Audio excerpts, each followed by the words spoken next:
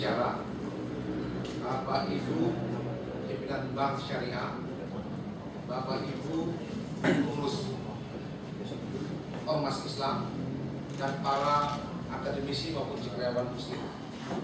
Assalamualaikum warahmatullahi wabarakatuh.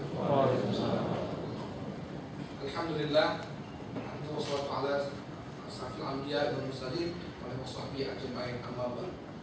Pertama-tama, marilah kita pada puji syukur Allah Subhanahu wa taala bahwa pada hari ini kami mengundang Bapak Ibu, khususnya kepada Bapak Wiranto yang dapat berkenan hadir di tengah-tengah kita.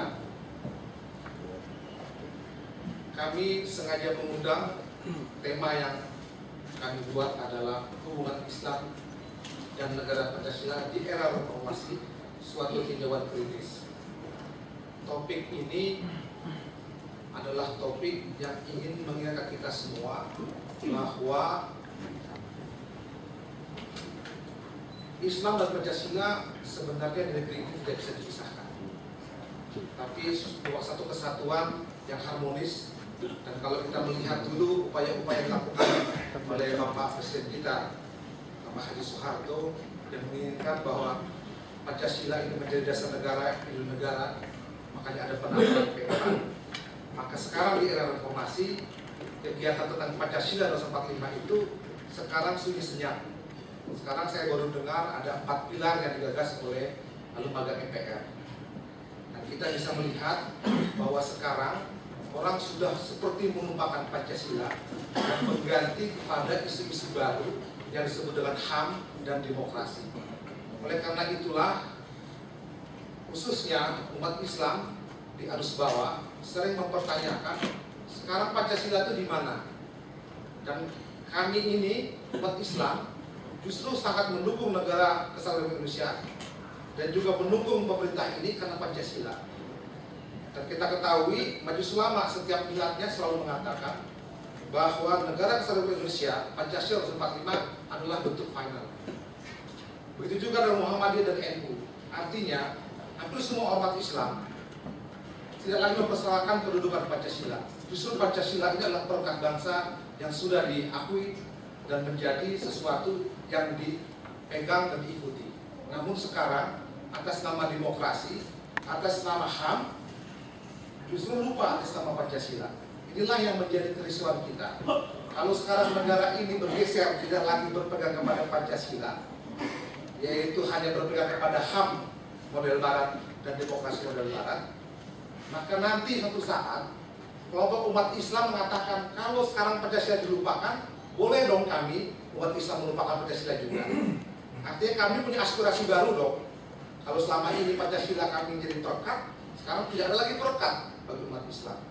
Oleh karena itu, menurut hemat saya, bangsa ini mengalami masalah besar nantinya kalau kita tidak harmoniskan lagi hubungan Islam dan Pancasila. Oleh karena Pancasila yang ditinggalkan oleh sebagian kita. Demikianlah mungkin sebagai gambaran mengapa topik ini diangkat. Dan kami sengaja mengundang Bapak Haji Wiranto karena beliau di awal-awal reformasi juga terlibat, dan juga kita tahu beliau juga mengambil posisi tentu di Orde Baru dan sampai sekarang terlibat dalam masalah-masalah kenegaraan karena di partai. Saya tidak melihat beliau sebagai pimpinan partai sama partai, tapi saya melihat beliau adalah seorang negarawan yang ikut memikirkan perjalanan bangsa ini. Oleh karena itu kami berharap pandangan-pandangan beliau mewarnai nanti diskusi pada hari ini. Itu yang pertama.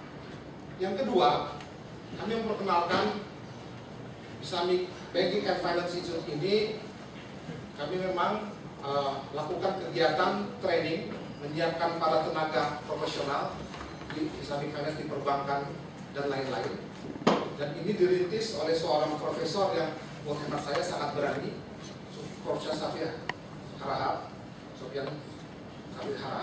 Beliau ini sekitar 4 tahun yang lalu meninggal dunia. Tetapi kalau kita melihat sepak terjangnya pada saat Trisakti mengalami kesulitan, justru beliau tetap mencoba melakukan pendidikan, training, yang mana beliau memberanikan diri membeli gedung ini. Oleh itu saya sebagai penerusnya diminta oleh Trisakti agar ide-ide beliau itu dilaksanakan. Dan Trisakti ini menjadi contoh hubungan yang harmonis.